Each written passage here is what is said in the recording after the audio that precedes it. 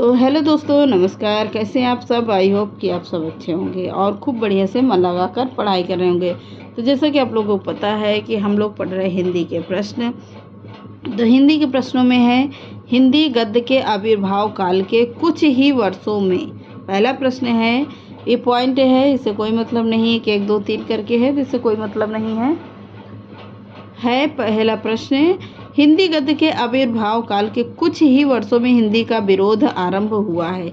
इसके हिंदी विरोधी कौन थे? तो इसके हिंदी विरोधी कौन थे? गारसादा तासी थे। कौन गारसादा तासी हैं? अगला प्रश्न है, हिंदी गद्य काल में हिंदी का समर्थन किसने किया था?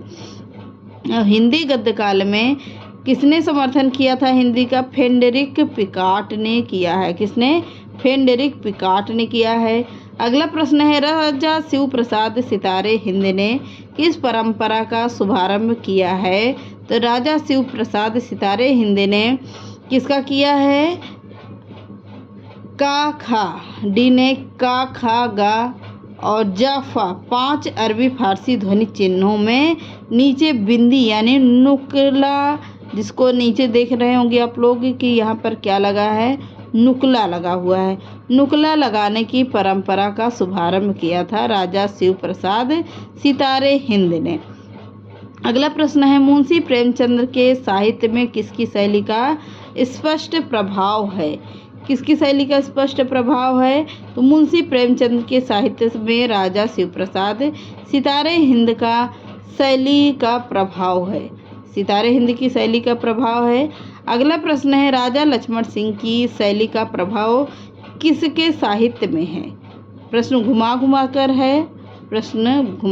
कर है, कई तरह से पूछा जा सकता है। तो राजा लक्ष्मण सिंह की शैली का प्रभाव दयानंद सरस्वती के साहित्य में है। अगला प्रश्न है, साहित्य में उर्दू एवं हिंदी के समर्थक कौन थे? तो साहित्य में राजा शिव प्रसाद सितारे हिंद और संस्कृत निष्ठ हिंदी के समर्थक थे।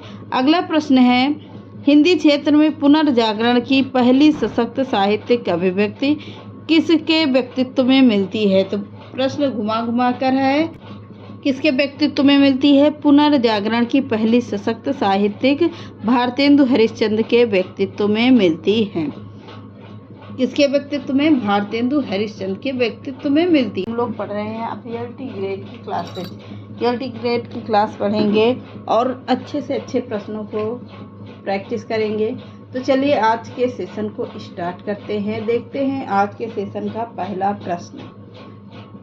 पहला प्रश्न है, हिंदी क्षेत्र में, किसमें? हिंदी क्षेत्र में पुनर्जागरण की पहली सशक्त साहित्यिक अभिव्यक्ति किसके व्यक्तित्व में मिलती है? तो किसके व्यक्तित्व में मिलती है? प्रश्न ये कह रहा है। तो किसके व्यक्तित्व में मिलती है? पुनर्जागरण की पहली सशक्त साहित्यिक अभिव्यक्ति भारतेंदु हरिश्चंद्र के व्यक्तित्व में मिलती है। किसके? भारतेंदु हरिश्चंद्र के व्यक्तित्व में मिलती है। अगला प्रश्न है, तदीय समाज। तदीय समाज 1873 के संस्थापक कौन हैं? कौन है 1873 के संस्थापक? तो बाबू हरिश्चंद्र हैं। कौन होंगे? बाबू हरिश्चंद्र होंगे। अगला प्रश्न है, बाबू हरिश्चंद्र हैं। अगला प्रश्न है, भारतेंदु का सर्वाधिक महत्वपूर्ण नाटक कौन सा है जो सत्ता का विवेकहीनता का रूप प्रदर्शित करता है? जो सत्ता का विवेकहीनता का रूप प्रदर्शित करता है, तो वह कौन होंगे? भारतेंदु का सर्वाधिक महत्वपूर्ण नाटक अंधेर नगरी है, जो सत्ता की विवेकहीनता का रूप प्रदर्शित करता है। कौन सी है? अंधेर नगरी है।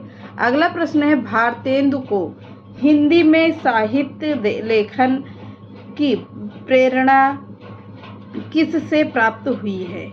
किससे प्राप्त हुई है? तो भारतेंदु को हिंदी साहित्य में लेखन की परंपरा बंगला साहित्य के नए रूप से तथा अपने पूर्ववर्ती साहित्यकारों से प्राप्त हुई है। अगला देखते हैं, भारतेंदु की राजभक्ति परक कविता। भारतेंदु की राजभक्ति परक कविता कौन सी है? तो भारतेंदु की राजपरक कविता है भारत शिक्षा। कौन सी है? भारत शिक्षा है। अगला प्रश्न है, भारतेंदु द्वारा रचित विशेष विस्मौसधम में किसका चित्रण किया गया है? तो किसका चित्रण किया गया है? विशेष विस्मौसधम में देसी रजवाड़ों के कुचक्रपूर्ण पतितावस्था का चित्रण किया गया है। किसमें? भारतेंदु के विशेष विस्मौसधम में। अगला प्रश्न है, भारतेंदु हरिश्चंद्र किसके संस्थापक थे? तो भारतेंदु हरिश्चंद्र किसके संस्थापक हैं? तो भारतेंदु हरिश्चंद्र कविता की है वर्धिनी, कविता वर्धिनी सभा काशी के संस्थापक थे। कौन? भारतेंदु हरिश्चंद्र। अगला प्रश्न है, भारतेंदु द्वारा रचित खड़ी बोली किस काव्य ग्रंथ में संग्रहित है? किस काव्य ग्रंथ में संग्रहित होगी? भारतेंदु द्वारा खड़ी बोली कविताएं फूलों के गुच्छा नामक काव्य ग्रंथ में संग्रहित है। अगला प्रश्न है, भारतेंदु ग्रंथावली किसका संग्रह है? तो भारतेंदु ग्रंथावली भारतेंदु की समस्या पूर्तियों का संग्रह है। किसका? समस्या पूर्तियों का संग्रह है।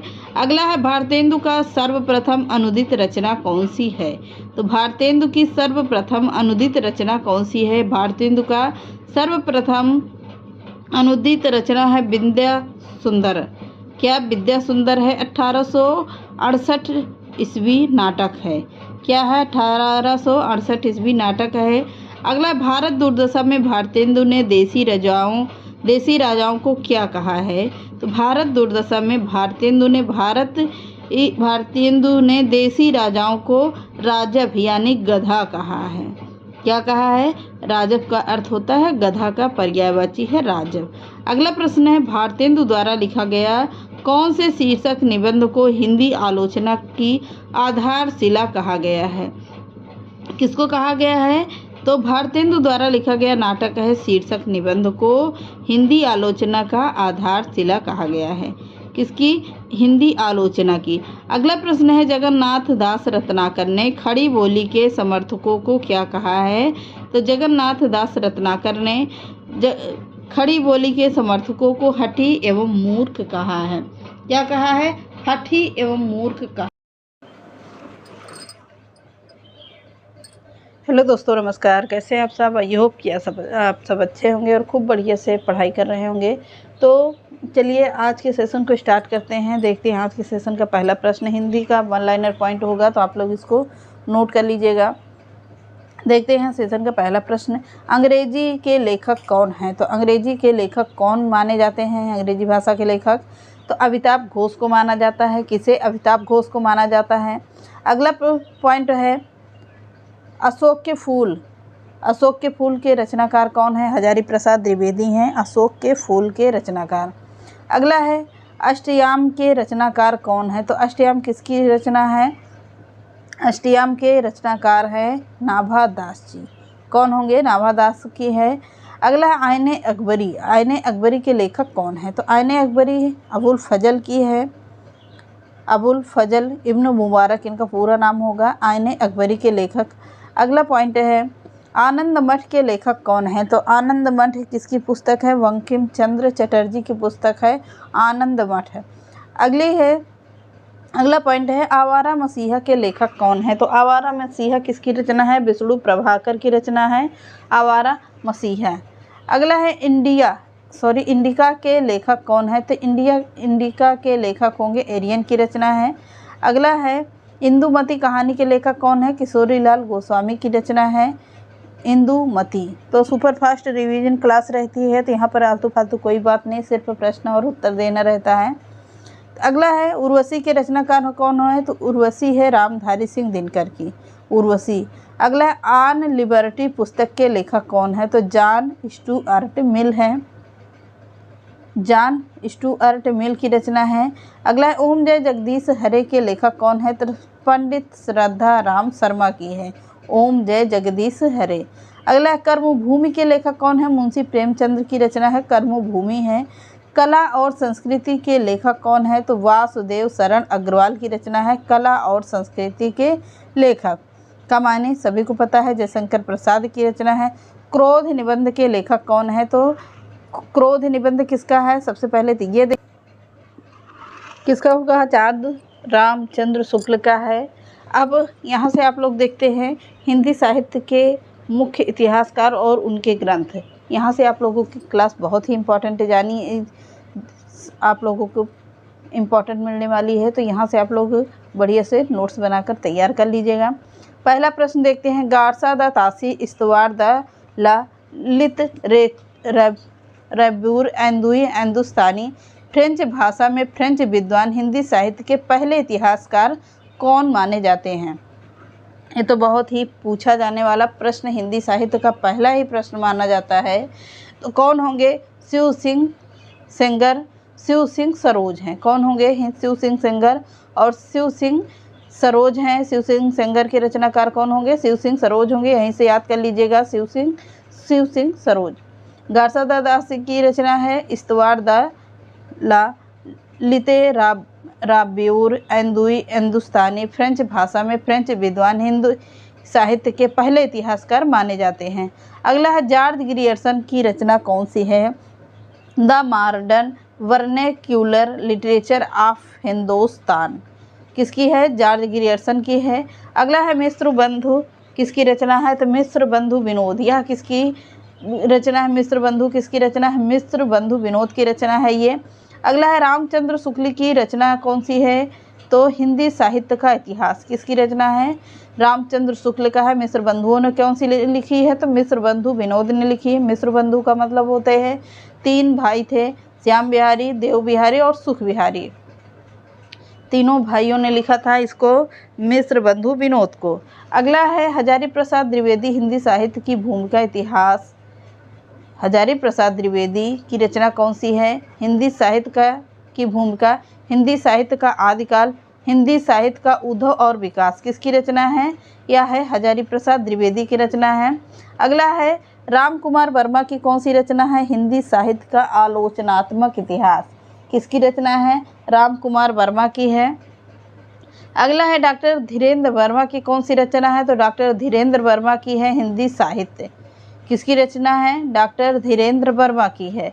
अगला है डॉक्टर नागेंद्र हिंदी साहित्य का इतिहास। डॉक्टर नागेंद्र की कौन कौन सी रचना होगी? हिंदी साहित्य का इतिहास, हिंदी वाङ्मय, 20वीं